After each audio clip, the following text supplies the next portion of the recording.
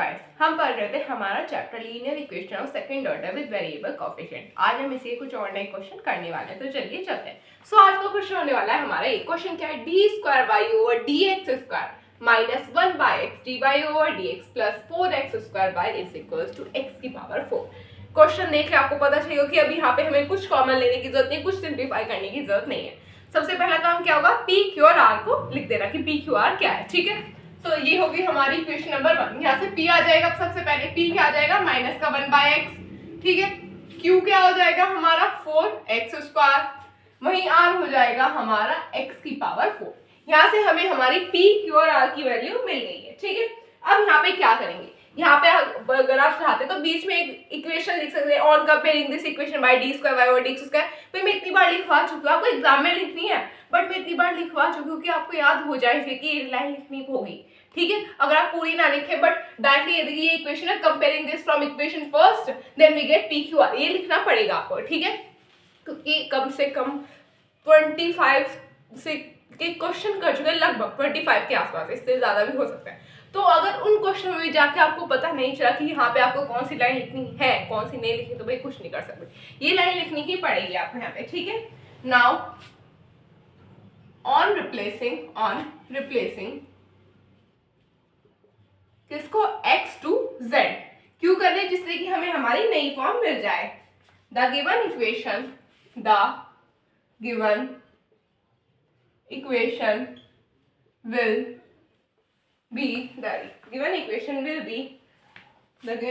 will be transformed, will के बाद bb आएगा, will be transformed in the given form। क्या होगी हमारी equation, d square y over d z square plus P1 dy over d z plus Q1 y is equals to R1। ये क्या हो जाएगी हमारी इक्वेशन सेकंड। अब हमें यहाँ पे क्या फाइंड करना है, P1, Q1 और R1, ये तीनों चीज फाइंड करनी। सबसे पहले क्या करेंगे, Q1 क्या आ जाएगा, Q1 is equals to constant. अब यहाँ पे आप कांस्टेंट 1 भी मान सकते हो, 4 भी मान सकते हो, वो आपकी मर्जी, आप कांस्टेंट को क्या लेट करना पसंद करोगे। एज यूजुअल 1 मान लोगे तो कोई दिक्कत नहीं है, चाहो तो 4 भी लेट कर सकते हो कि 1 ऐसा है सेफ जोन में आपको लेके जाएगा, आप चाहो कुछ भी मान लो, बट ये 1 ऐसा वर्ड है, 1 ऐसा नंबर है आपको सेफ जोन में लेके जाएगा, आपको ज्यादा कैलकुलेशन की भी नहीं होगी, कुछ नहीं करना पड़ेगा, 1 ऐसा है। ठीक है, आप 1 को किसी के साथ भी लेके जा सकते हो इस कांस्टेंट में। अब यहाँ पे क्या आ जाएगा, सबसे पहले 4x स्क्वायर अपॉन, नीचे फॉर्मूला क्या आ जाएगा हमारा, नीचे आ जाएगा हमारा dz ओवर dx का होल स्क्वायर। ये किसका फॉर्मूला है, Q1 इज इक्वल्स टू 1। क्या आ जाएगा यहाँ पे हमारा dz ओवर dx का whole square is equals to 4x square. जब हम यहाँ से होल स्क्वायर हटाएंगे यहाँ पे क्या आ जाएगा हमारा 2x, यही मिल जाएगा। अब ये क्या हो जाएगी हमारी इक्वेशन नंबर 3। अब यहाँ पे क्या करेंगे, ऑन डिफरेंशिएट इक्वेशन 3, डिफरेंशिएट करेंगे, क्या आ जाएगा D square Z over d x square, ये हो जाएगा। यहाँ पे क्या आ जाएगा 2।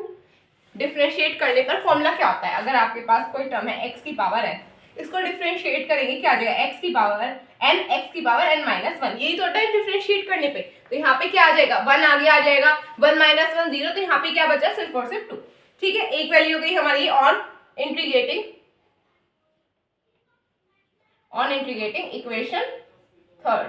क्या आ जाएगा यहाँ पे, z is equal to 2x square by 2, 2 से 2 कैंसिल हो गया, तो यहाँ पे डायरेक्टली z की वैल्यू क्या आ जाएगी, z आ जाएगा हमारा x स्क्वायर के इक्वल, यानी कि आपको यहाँ पे d dash d double dash z q1 की वैल्यू मिल चुका है। अब आपको 2 वैल्यू फाइंड करनी है, एक आपकी r1 की और एक आपकी p1। ठीक है, तो यहाँ पे नोट कर लेंगे, z इज इक्वल टू, आपको z आगे लेट भी करना पड़ेगा, x square d dash is equal to, यहाँ पे है आपका 2x, d डबल डैश है आपका x नहीं, यहाँ पे है d डबल डैश आपका 2, देन यहाँ पे q1 है आपका 1, p आपका क्या है, p आपका है माइनस का 1 बाय x, यहाँ पे आपको p1 फाइंड करना है और r है आपका x की पावर 4। अभी आपको p1 और r1 फाइंड करना होगा, तो अभी आप पहले से नोट कर लो, डन।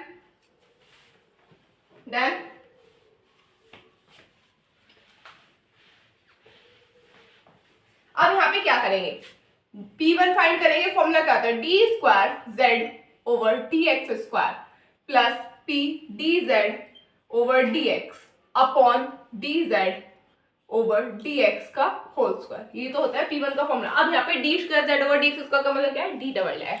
क्या आ जाएगा यहाँ पे 2 प्लस P क्या है यहाँ पे आपका माइनस का 1/x। अब देखो 2 यहाँ है प्लस माइनस माइनस 1/x आ गया। डी डैश क्या है यहाँ पे आपका 2x। इस x से ये x हो गया कैंसिल। नीचे क्या है आपका D Z over d x का होल स्क्वायर यानी कि 4x स्क्वायर। इस 2 से एक 2 प्लस का एक 2 माइनस का हो गया कैंसिल।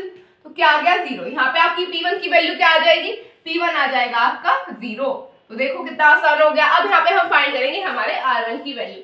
R1 का फॉर्मूला क्या होता है, R1 का हमारा होता है R1 is equal to, R1 में आ जाएगा सबसे पहले ऊपर आएगा R आ जाएगा कहाँ है आपका x की पावर 4। ये हो गया। नीचे क्या आएगा आपका, यहाँ पे आ जाएगा dz ओवर dx का whole square. dz over dx का होल स्क्वायर क्या आ जाएगा, यहाँ पे आ जाएगा आपका 4। यही होगा dz ओवर dx, सॉरी इसका होल स्क्वायर यहाँ पे आ जाएगा 4x स्क्वायर। तो इससे ये हो गया कैंसिल। तो यहाँ पे क्या आ जाएगा R1 आ जाएगा आपका 1/4x स्क्वायर।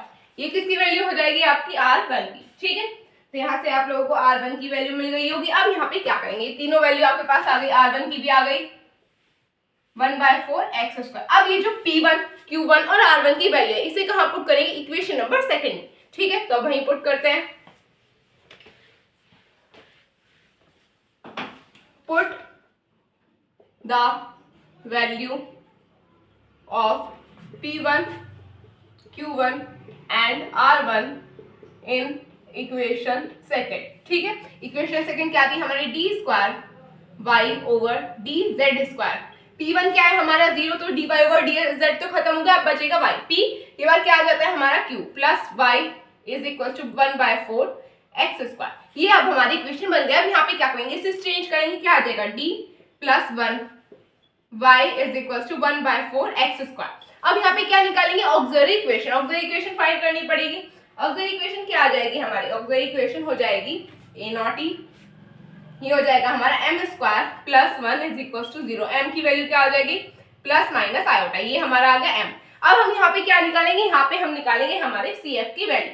CF की वैल्यू क्या आ जाएगी, चाहो तो साइड में लिख सकते हो CF C1 cos x square plus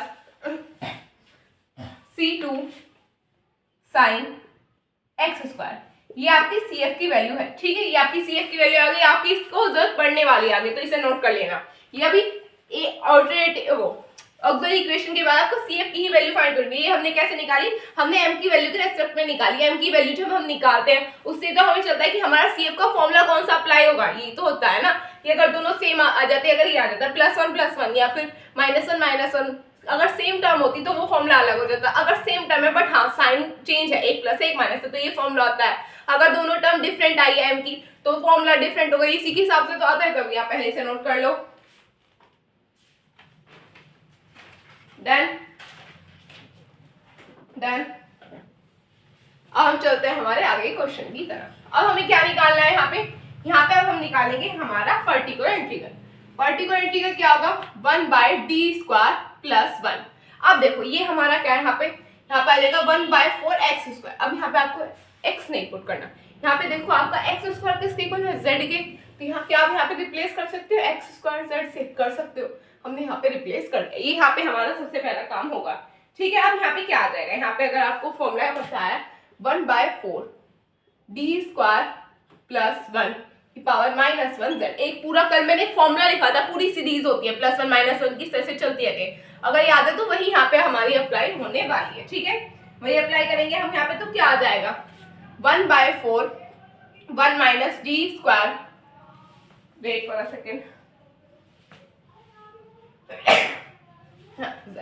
अब यहाँ पे क्या आ जाएगा, जब हम यहाँ पे डबल डिफरेंशिएट करेंगे, एक बार आप डिफरेंशिएट करोगे z को तो क्या आ जाएगा 1, यानी कि सॉरी एक बार अगर आपने y is equal to z मान लो, आपने इसे डिफरेंशिएट कर d करा तो आ गया 1, d डबल डैश करेंगे तो क्या आ जाएगा 0। तो यही है, जब आप मल्टीप्लाई करोगे z के अंदर तो यहाँ पे क्या हो जाएगा 0, बट यहाँ पे क्या, जब आप 1 की z के साथ मल्टीप्लाई करोगे तो आपकी टर्म आ जाएगी, क्या आ जाएगा आपकी सेम वैल्यू आ जाएगी। तो क्या आ जाएगा, यहाँ पे आ जाएगा particular integral is equal to 1/4z। z किसके इक्वल है, 1/4x स्क्वायर के। जो हमारा y है, जो हमारा फाइनल आंसर जनरल सॉल्यूशन, वो किसके इक्वल होता है, y is equal to CF plus PI। यही तो होता है। तो यहाँ पे y is equal to C F क्या है आपका, सी एफ हमारा ये रहा c1 cos x square plus c2 sin x square plus 1/4 z square. ये क्या हो जाएगा आपका फाइनल आंसर। तो आप इसे नोट कर लीजिए। Done done.